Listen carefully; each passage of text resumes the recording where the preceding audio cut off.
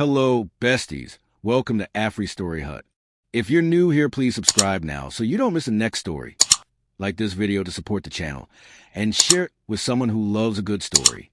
Also, don't be shy. Comment where you're watching from, your city and country. I read the comments, and I love seeing how far this community reaches. All right, let's jump into today's story. Kelly stood in front of the mirror and tried to smile like her twin sister. Not her own smile, Nellie's smile. Soft and bright, like nothing bad could ever happen. Kelly practiced it again. She lifted her cheeks. She relaxed her eyes. She tilted her head the way Nellie always did when people praised her. Then she heard the front door open. A key turned. Footsteps. A man's voice called from the hallway. "Babe, I'm home." It was Nellie's husband, Marcus. Kelly's stomach twisted, so hard it felt like it might fold in half. She was wearing Nellie's robe. She was standing in Nellie's room, and she was living Nellie's life. Because 1 month ago, Kelly had been in the forest, pushing leaves over a body, whispering, "Please don't be dead. Please don't be dead." But the body did not move, so Kelly ran. Now she was here, in the house that smelled like Nellie's perfume. In the house where the photos on the wall showed Nellie's face, smiling in every frame. And Kelly's face was the exact same. That was the insane part. She could step into Nellie's place like slipping into a dress. No one would notice. No one ever noticed. Marcus walked into the bedroom without knocking, like he always did. Kelly turned around slowly, acting calm. Marcus looked tired. He dropped his keys on the dresser. He rubbed his neck. "Long day," he said, and leaned in for a kiss. Kelly froze for one tiny second. A single second that could ruin everything. Then she kissed him, not because she wanted to, because she had to. Marcus smiled like it was normal, like the world made sense. "You okay?" he asked. "You seem quiet." Kelly forced another Nellie smile. "Just tired," she said. Her voice came out shaky. Marcus did not seem to notice. He walked to the closet and pulled out a fresh shirt. Kelly's eyes moved past him to the bed. Nellie's side of the bed. Kelly had been sleeping there, in Nellie's bed, for 1 month. Not because it was comfortable, because it was proof that the lie was working. Suddenly, small feet pattered down the hallway. A little girl's voice called out, "Mommy." Kelly's heart jumped into her throat. Nellie's daughter, Daisy, rushed in with her hair messy and her teddy bear dragging on the floor. She ran straight to Kelly and hugged her legs. "I missed you," Daisy said. Kelly looked down at the little girl and felt something sharp inside her. Something like guilt, something like fear. Daisy did not know. Daisy thought Kelly was her mother. Kelly swallowed. "I missed you too," she whispered, copying Nellie's gentle tone. Daisy pulled back and stared at her face. Kids notice things adults miss. Kelly held her breath. Daisy's eyes narrowed like she was trying to solve a puzzle. Then, from deep inside the house, a sound rose up. A sound Kelly had been praying she would never hear again. A key turned in the front door. Another key, not Marcus's key. A different key. A key that only one person owned. Footsteps. Slow. Sure. Heavy, like someone who knew exactly where they were going. Kelly's blood turned to ice, because she knew that walk. She knew it like she knew her own name. It was Nellie's walk. Daisy looked toward the hallway. "Mommy?" Daisy said again, confused now. Marcus also turned his head. The bedroom doorway filled with shadow. Then a woman stepped into the light. Her hair was messy. Her face was thinner. There was a faint scar near her hairline, but her eyes were sharp, alive, burning, and the face was the same as Kelly's. The same face. 2 women. 1 life. Nellie looked at Kelly and smiled, but it was not a kind smile. It was the kind of smile people give when they finally catch a liar.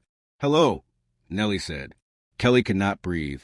Marcus stared, blinking like his brain was breaking. Daisy looked from Kelly to Nellie, then back again, like she was watching magic. Nellie stepped closer. 1 month, she said. "That's how long you wore my face." Kelly backed up, shaking her head. "No," she whispered. Then Nellie looked at Marcus. "Hi, husband," she said. Marcus's mouth opened, but no sound came out. Nellie stepped even closer, until she was right in front of Kelly. So, Nellie said in a low voice that only Kelly could hear, "Are you ready to tell them what you did to me?" Kelly's knees felt weak, because she knew the answer. Nellie did not come back to beg. Nellie came back to destroy her. And in that moment, Kelly realized something terrifying. The worst part was not that Nellie was alive. The worst part was this. Nellie had proof. Kelly could see it in her eyes. And if Nellie spoke, everything would explode. Marcus, Daisy, their parents, the whole town, the whole life Kelly stole. It would all burn. Kelly opened her mouth to speak. But Nellie lifted a finger to her lips. "Shoo," Nellie said softly. "Not yet. Let's make this fun." And then she turned to Daisy and smiled sweetly. "Hi, baby," Nellie said. "Did you miss your real mommy?" Kelly felt like the floor had vanished under her feet, because Daisy's eyes lit up. And Daisy took one small step toward Nellie. Kelly reached out, desperate, but it was too late. Daisy ran into Nellie's arms. And Marcus whispered, voice broken, "Nellie?" Kelly stood there alone, wearing Nellie's robe, standing in Nellie's room, in Nellie's life. And Nellie held her daughter like she never left. Then Nellie looked back at Kelly, still smiling. "Sit down," she said. "We need to talk about your punishment." Kelly's throat tightened, because she knew Nellie meant it. What happened next was going to be insane. But before we go deeper, comment what you think so far. And also, tell me your country or your city in the comments. Don't forget to like this video, subscribe to the channel, and share to your friend who is also a story lover. Now let me take you back, because you need to understand how two sisters who once protected each other became enemies. Kelly and Nellie were identical twins. Same height, same face, same voice, same laugh. When they were little, people could not tell them apart, not even their teachers. Their parents, Mrs. Dicey and Mr. Dicey, dressed them in matching clothes. Same shoes, same hair ribbons, same bags. At first, it was cute. Then it became their secret weapon. They grew up like two hands on the same body. They shared friends. They shared birthday gifts. They shared jokes that nobody else understood. And most of all, they shared trouble. When Nellie wanted to sneak out to a party, she would beg Kelly with big eyes. "Please," Nellie would whisper, "just cover for me." Kelly would sigh and pretend to be annoyed, but she loved being needed. So she would say, "Fine, but you owe me." Then, when their parents called, "Nellie, come and help with chores," Kelly would walk out calmly. "Yes, Mom," she would say, acting like Nellie. And their mother would smile, proud. That was how it always went. When Kelly wanted to skip school because she felt tired or sad, Nellie would step in. Ellie would wear Kelly's uniform and sit in Kelly's seat. She would answer when the teacher called the name. And nobody ever noticed, not even their best friends. Their friends were 3 kids from their street. Missin, who talked fast and laughed loud. Jonah, who always wanted to be the leader. And Tammy, who was quiet but knew everything happening in the neighborhood. These friends saw the twins every day, and still they could not tell them apart unless the twins wanted them to. The twins thought it was funny. A game, a magic trick. But games get dangerous when people grow up. When they got into university, everything changed. At first, they still moved like a team. They shared notes. They helped each other study. They wore matching outfits on special days, just for fun.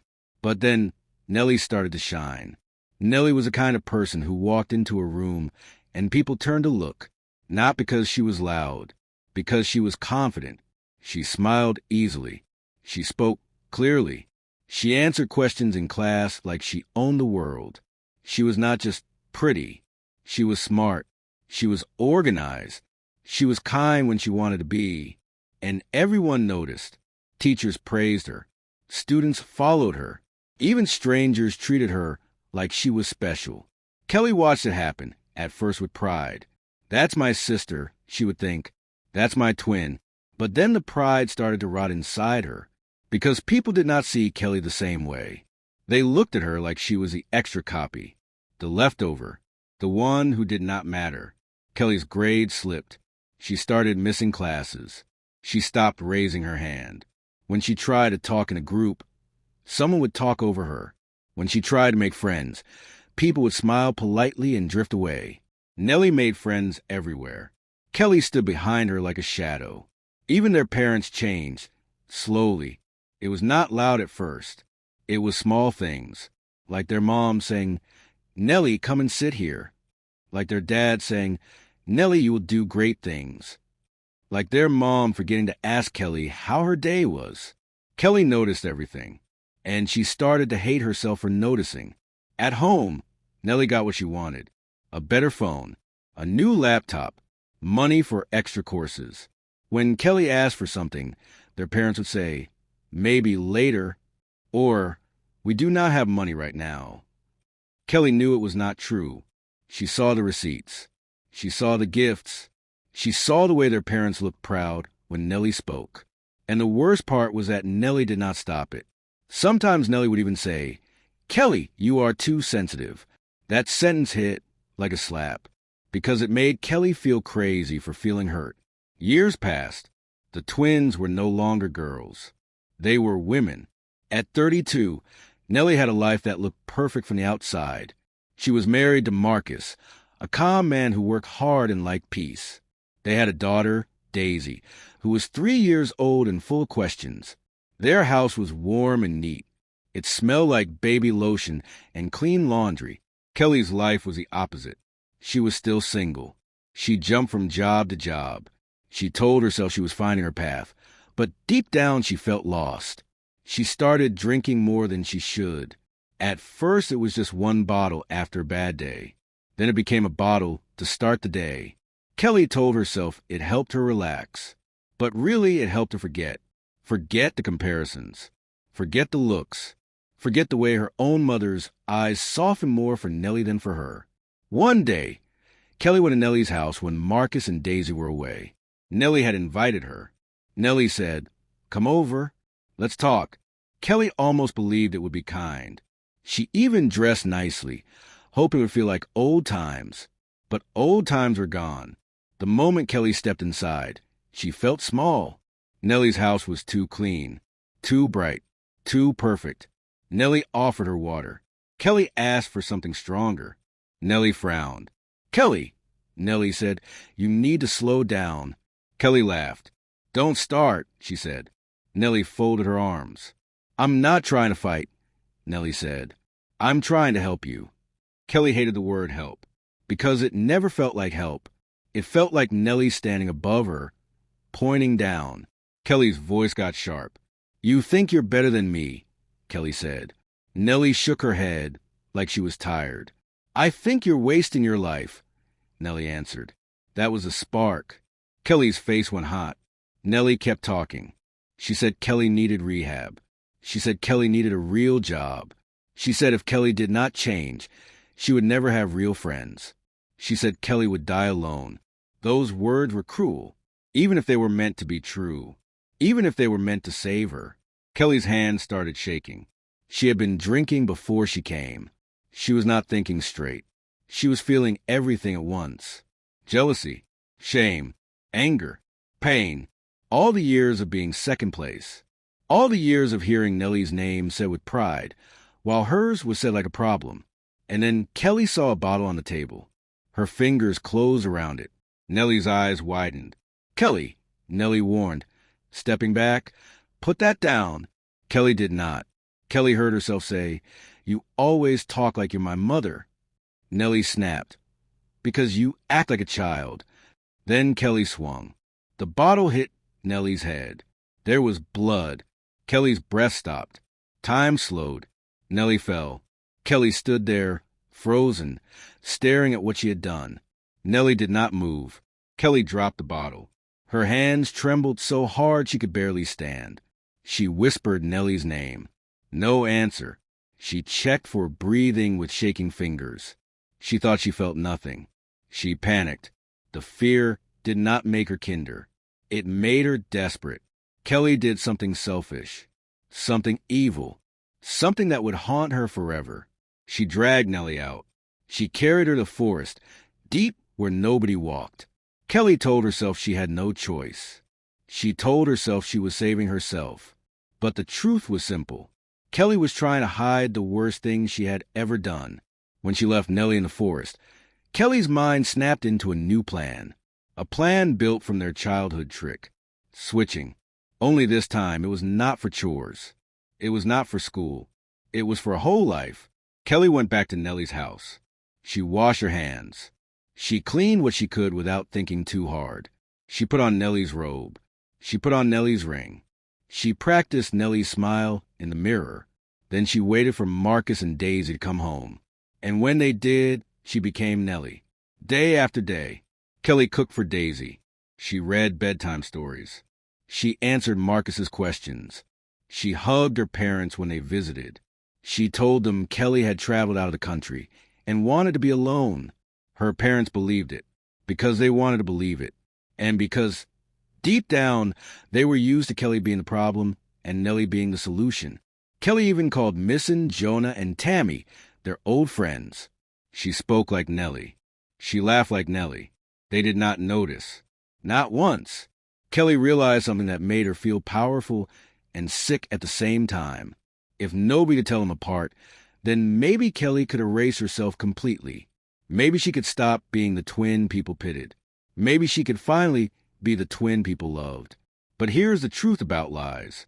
They grow teeth, and they bite you when you least expect it. Because someone found Nellie in that forest, a man who lived alone in a small cottage far from town. His name was Emmanuel. Emmanuel did not call the police right away. Not because he was evil, because he was afraid. He had his own reasons to avoid attention. But he could not leave a bleeding woman in the woods. So he carried Nellie to his cottage. He cleaned her wound. He kept her warm. And after a long time, Nellie opened her eyes. Nellie woke up in a strange bed, with pain in her head and rage in her heart. When she remembered what happened, she did not cry. She did not panic like Kelly did. She got quiet. And when Emmanuel asked softly, "Who did this to you?" Nellie whispered one name. "Kelly." Emmanuel looked shocked. "Your sister?" he asked. Nellie stared at the ceiling and spoke slowly. "My twin." Emmanuel swallowed. "You need help," he said. Nellie's eyes narrowed. "No," Nellie said. "I need time." For 1 month, Nellie stayed hidden. She healed. She planned. She imagined Kelly in her house, holding her child, touching her husband, smiling at her parents. And every time Nellie imagined it, something inside her hardened. Not just anger, a cold kind of focus, revenge. But here is where the story starts to twist. Because Emmanuel did not treat Nellie like a broken thing. He treated her like a human. He made soup. He listened. He said things Kelly's family never said to her. Like, "You are allowed to feel pain." Like, "You do not need to prove your worth to anyone." And those words did something to Nellie, too. They made her think, not about forgiving Kelly, not yet, but about what kind of person she wanted to be when she walked back into her life. Because revenge feels powerful, but it can also make you ugly inside. And Nellie had a child watching her, a child who would learn what love looks like by watching her mother. That mattered, even if Nellie was furious. So Nellie planned something bigger than just exposing Kelly. She planned to make Kelly face herself, to make the truth so clear that Kelly could not run from it, to make everyone see what they had ignored for years: the favoritism, the comparisons, the quiet way Kelly was pushed aside. Not to excuse what Kelly did. Nothing excuses that. But to show how a family can help create a monster when they refuse to show empathy. And that is why Nellie came back the way she did. Not with police first. Not with shouting first. But with a calm smile and a slow entrance. Now we are back in the bedroom, where Nellie has Daisy in her arms and Marcus looks like he is about to faint. Kelly is standing there, shaking, wearing Nellie's robe like stolen skin. Nellie turns her head slightly and speaks to Marcus, still calm. "Marcus," she says, "I want you to do something for me." Marcus swallows hard. "What is happening?" he stammers. Nellie looks at Kelly, then back to Marcus. "I want you," Nellie says, "to lock the door." Kelly's eyes widen, because if the door locks, there is no escape, no running, no hiding, just truth. Marcus hesitates. Then Nellie says very softly, "Please?" And Marcus, still in shock, reaches for the door. Kelly's voice comes out like a crack. "No," she says. "Don't." Marcus's hand pauses on the lock. Nellie's eyes never leave Kelly's face. "You're going to sit right here," Nellie says, pointing to the edge of the bed, "and you're going to explain everything." Kelly's lips tremble. She looks at Daisy, at Marcus, at the family photos on the wall. Then she looks back at Nellie and sees something worse than anger. She sees control. And Kelly realizes Nellie is not here to argue. Nellie is here to take her apart piece by piece. Marcus locks the door. Nellie smiles wider. "Good," she says. Then she leans close to Kelly and whispers, "Now tell me, sister." Her voice is sweet, but her eyes are deadly. "Do you want to confess first? Or do you want me to start with the forest?" And Kelly finally understands. Nellie knows everything. And whatever Nellie is about to do next will change all of their lives forever. Marcus's hands were still on the locked door. His face was pale like he had seen a ghost. Daisy clung to Nellie's neck, like she was scared Nellie might vanish again. Kelly sat on the edge of the bed, like her bones had turned to water. Nellie stood in the middle of the room, breathing slow, forcing calm, but her eyes were wild. Kelly's mouth opened and closed like a fish. No words, only fear. Nellie pointed at the bed again. "Sit," she told Marcus firm. Marcus sat, still staring at Nellie, then at Kelly, then back to Nellie. He looked like his brain could not accept what his eyes were seeing. Nellie spoke quietly. "I am Nellie," she said. "And that woman sitting there is my twin sister, Kelly." Marcus blinked hard. "No," he whispered. "No, that's not possible." Kelly started crying. She tried to reach for Marcus's hand. Marcus pulled his hand away like he had been burned. Nellie looked at Kelly, and her voice became sharp. "Stop crying," she said. "You cried after you hit me too, right?" Kelly shook her head fast. "I didn't mean to," she whispered. Nellie's smile was cold. "You didn't mean to keep my child calling you mommy either." Kelly flinched like the words slapped her. Marcus swallowed. His voice shook. "Nellie, where have you been?" Nellie lifted her chin. "In a small cottage," she said. Bleeding. Confused. Trying to remember how to walk without falling. Marcus's eyes widened. "A cottage?" Nellie nodded once. "A man named Emmanuel found me in the forest." Marcus's mouth opened. "The forest," he repeated, like the word itself was poison. Kelly's shoulders started shaking. Nellie leaned forward. "Yes," she said. "The forest. The place Kelly dumped me after she thought she killed me." Marcus stood up so fast from the bed. His eyes shot to Kelly. "You did what?" Kelly cried louder now. "I was drunk," she said. "She made me mad. She said I'd die alone. I just snapped." Nellie stepped closer, voice low, dangerous. "You snapped and you dragged me like trash." Kelly covered her face. "I thought you were dead." Nellie's voice rose. "So you decided my life was yours." Marcus looked like he might fall. He turned to Nellie and his voice cracked. "Why didn't you come home earlier? Why didn't you call me?" Nellie stared at him for a long time. Then she said something that made the room go quiet again. "Because I needed to see how far she would go." Marcus swallowed. Nellie's eyes narrowed. "And she went far, Marcus." Marcus looked down. He could not look at Nellie's face. Nellie's voice turned even colder. "I heard everything," she said, "from people talking, from my own body healing and remembering, from Emmanuel helping me think clearly." Marcus whispered, "Nellie, I swear I didn't know." Nellie took a step back like his words disgusted her. "You didn't know," she repeated. Then she pointed at Kelly. "You slept with her." Marcus's face twisted. "I thought it was you." Nellie's mouth tightened. "I cooked in this kitchen," she said. "I raised my daughter in this house. I lived in your arms. And you want me to believe you never noticed." Marcus shook his head fast. "You both look exactly the same," he said. Nellie's voice got louder. That is a weak excuse. Marcus's eyes filled with tears. Nellie, please, I love you. Nellie laughed once, bitter. You loved me so much you couldn't tell I was gone. Daisy started crying now too, confused and scared. Nellie held Daisy tighter. Then Nellie spoke softer, but it was worse because it felt heavy. Do you know what hurts the most? Marcus. Marcus whispered. What? Nellie's eyes were wet now, but her voice was steady. That my own husband did not know my soul. Marcus looked at her, broken. Nellie continued. You didn't notice the small things. How I tuck Daisy in. How I say her name. What I eat when I'm stressed. The way I hum when I wash dishes. Marcus tried to speak. Nellie raised her hand. Stop, she said. Just stop. Kelly stood up suddenly and ran toward the door. I have to go, she cried. Please, Nellie, please. I'll disappear, I swear.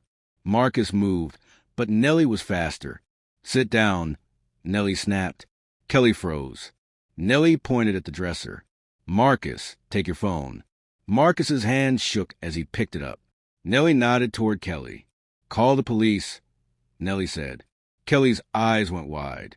No, no, no, Kelly begged. Nellie, please, don't do this to me. I'm your twin sister. Nellie stared at her, face hard. You stopped being my sister when you left me in the forest. Marcus hesitated. I don't want Daisy to see this, he whispered. Nellie looked down at Daisy and softened for half a second. You're right, she said. She turned to Marcus. Take her to the living room, she said. Put on cartoons. Keep her busy. Marcus scooped Daisy gently. Daisy cried and held Nellie's shirt.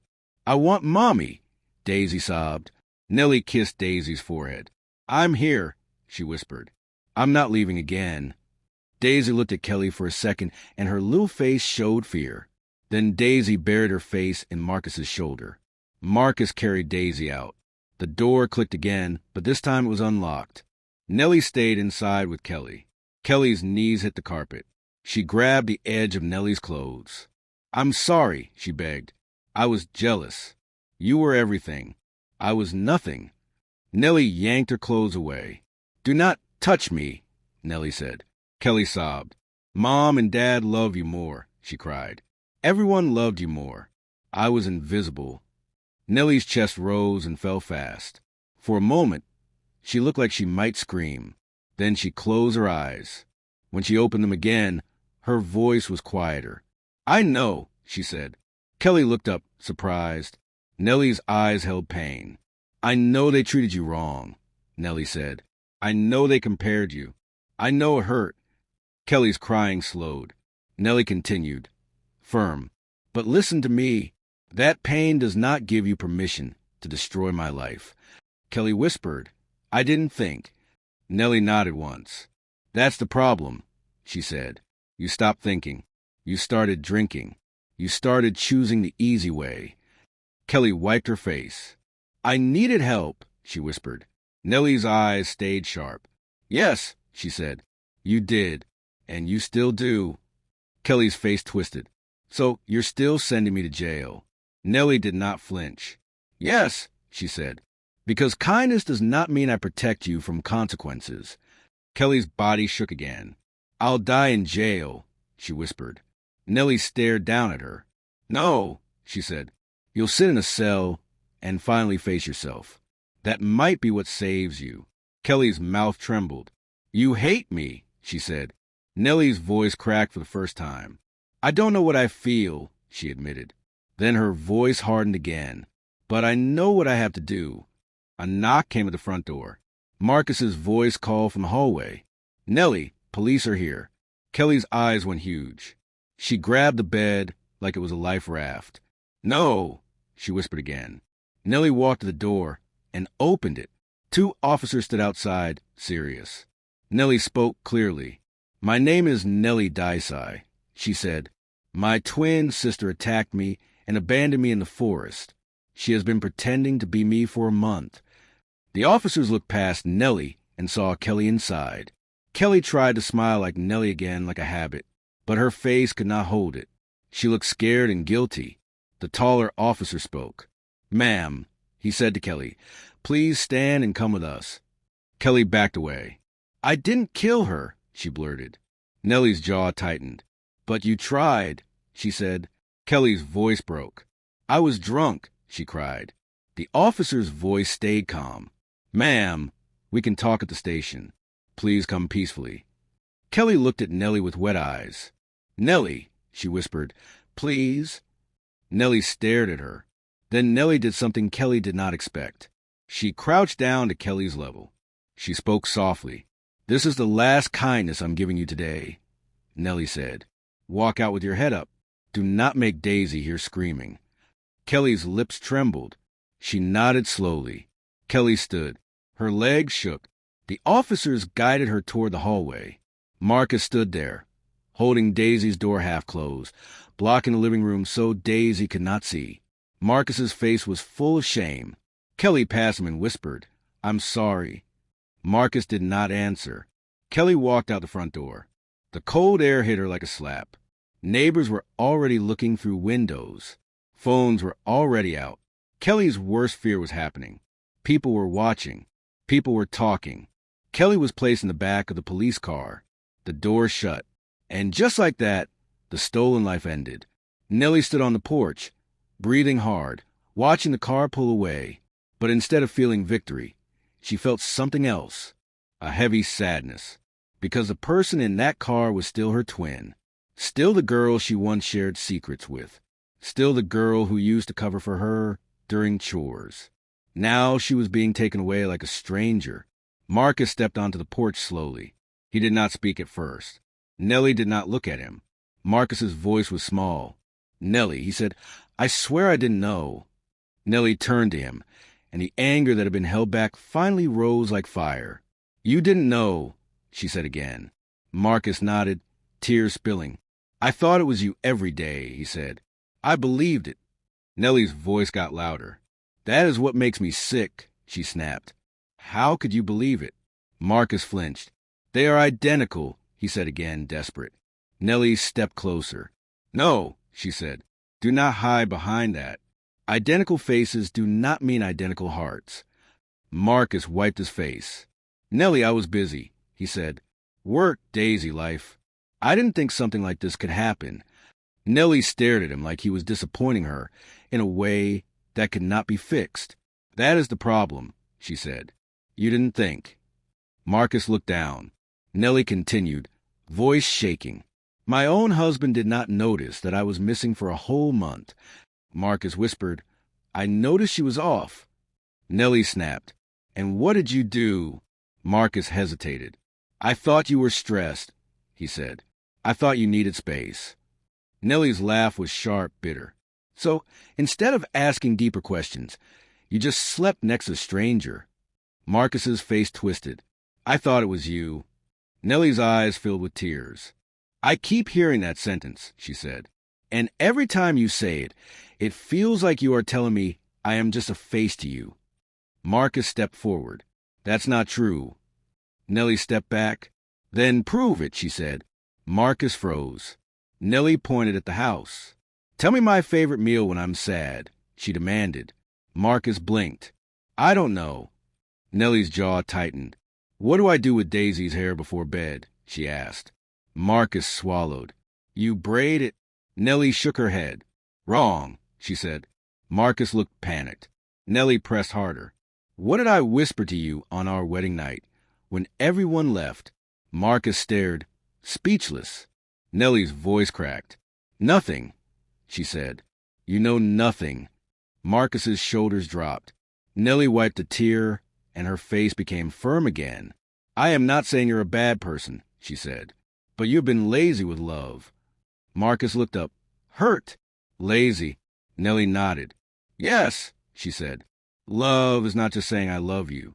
Love is paying attention. Love is noticing.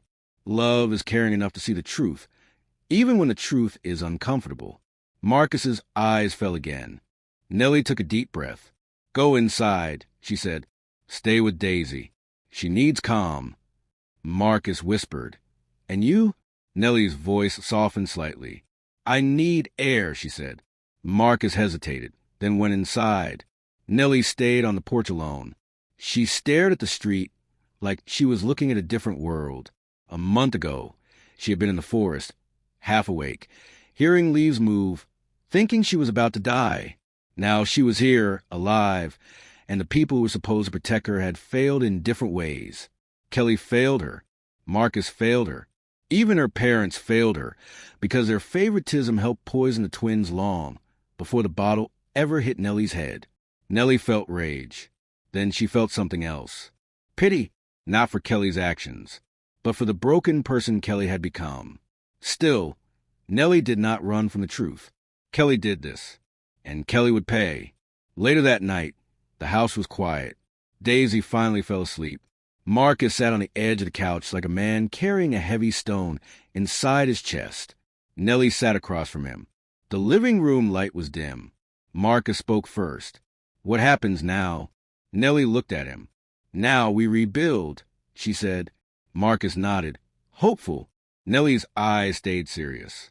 "But not like before," she added. Marcus swallowed. "Are you leaving me?" Nellie looked away for a moment, then back. "I don't know," she said honestly. "But I know this. If we stay together, it will be because you change." Marcus whispered, "I'll do anything." Nellie leaned forward. "Then start with truth," she said. "Tell me everything you noticed. Every single thing that felt wrong." Marcus's throat moved. "She was colder," he said. "Less patient with Daisy. She didn't hum in the kitchen. She drank wine more often." Nellie's eyes narrowed. "And you still slept with her." Marcus's face twisted in shame. Nellie's voice became sharp again. "That is why I'm upset," she said. "Because you saw signs and you chose comfort instead of truth." Marcus started crying quietly. "I'm sorry," he whispered. Nellie watched him. Then she said something that surprised him. "I believe you don't want to hurt me," she said. Marcus looked up. Nellie continued. "But I also believe you didn't protect me." Marcus nodded, broken. Nellie took a slow breath. "Tomorrow," she said, "we go to my parents' house." Marcus blinked. "Why?" Nellie's eyes hardened. "Because they need to hear the truth too," she said. "And I need to say it out loud so it stops living inside me." The next day, Nellie and Marcus drove to Mr. and Mrs. Dysai's house. Daisy stayed with a neighbor. Nellie did not want Daisy to hear grown-up pain. When they arrived, Mrs. Dysai opened the door and smiled. "Nellie," she said, cheerful, like nothing happened. Then she looked at Marcus. "Marcus," she said, "come in." Nellie stepped inside and stared at her mother's face. She wondered how many times her mother had looked at Kelly and only seen a problem. Mr. Dysai came out from the back room. He smiled too. "What is this surprise visit?" Nellie's voice was calm. "It's not a surprise visit," she said. "It's a truth visit." Her parents frowned. Nellie took a deep breath. "I am Nellie," she said slowly. "The real Nellie." Her mother laughed nervously. "What are you talking about?" Nellie's eyes hardened. "For 1 month," she said, "you've been visiting my house and hugging Kelly, thinking she was me." Her father's smile faded. "No," he said, "that's not possible." Nellie stared at them. "You're right," she said. "It should not be possible." But it was. Because none of you ever looked closely enough. Her mother's face paled. "Where's Kelly?" she asked. Nellie answered clearly. "Kelly was arrested yesterday." Her mother gasped. "Arrested?" The word landed like a brick. Mr. Dysai's voice got shaky. "Why?" Nellie's hands clenched. "Because Kelly attacked me," she said. "She hit my head with a bottle and dumped me in the forest. Then she came back and wore my face." Mrs. Dysai screamed. "No, no, no." Mr. Dysai stepped back like the room spun. Marcus stood quietly behind Nellie, ashamed. Mrs. Dysai started crying. "Our daughters," she sobbed. "Our daughters." Nellie's eyes filled with tears too, but her voice stayed steady. "Yes," she said, "your daughters. One is alive because a stranger saved her. One is in jail because she chose violence." Mrs. Dysai sobbed harder. Mr. Dysai whispered, "Why would Kelly do this?" Nellie stared at them. Then she said the part that would hurt the most. "Because you taught her she was less," she said. Her parents froze. Nellie continued. You compared us. You praised me and ignored her. You gave me gifts and gave her lectures. You acted like she was a burden. Mrs. Dicey cried. We didn't mean to. Nellie nodded. I believe you, she said, but intent does not erase damage. Mr. Dicey's voice broke. We love Kelly. Nellie looked at him. Then show it, she said, not with words, with action. Mrs. Dicey wiped her face. What do we do? Nellie's voice softened. You visit her, she said. You help her get real help. You stop calling her the difficult one. You stop acting like she was born wrong. Her parents nodded slowly, both crying now. Nellie's chest ached. This was a low moment. Not loud, not exciting, just painful truth. Then Nellie added one more thing, her voice firm again. And you will respect my boundaries, she said, because I am not here to carry everyone's guilt. Her parents nodded again. Nellie turned and walked out. In the car, Marcus whispered, That was hard. Nellie stared out the window. It was necessary, she said. Now we go to the insane part again. The jail. Kelly sat in a cold room, wearing plain clothes. Her hair was messy. Her hands shook. The officer at the desk said her name like it was a number. Kelly tried to explain. She tried to say she was jealous. She tried to say she was drunk. She tried to say she did not mean to kill Nellie. But the facts were still the facts. She attacked her sister. She abandoned her. She stole her life. When the cell door finally opened, Kelly stepped inside like she was stepping into her own nightmare. Metal bed, hard blanket, cold walls. Then the door shut behind her. Click. Kelly jumped at the sound. Her breathing became fast. She whispered to herself, I'm not a bad person. But deep down, she was not sure anymore.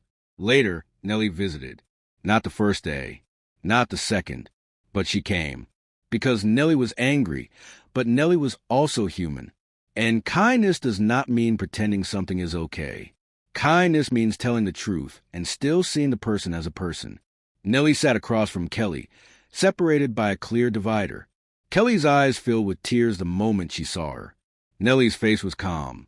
Kelly whispered, You came? Nellie nodded. Kelly swallowed hard. I'm sorry, Kelly said again. Nellie stared at her. I know, Nellie said. Kelly flinched. Nellie continued. Sorry is not enough, she said, but it's a start. Kelly cried quietly. What will happen to me? Nellie answered honestly.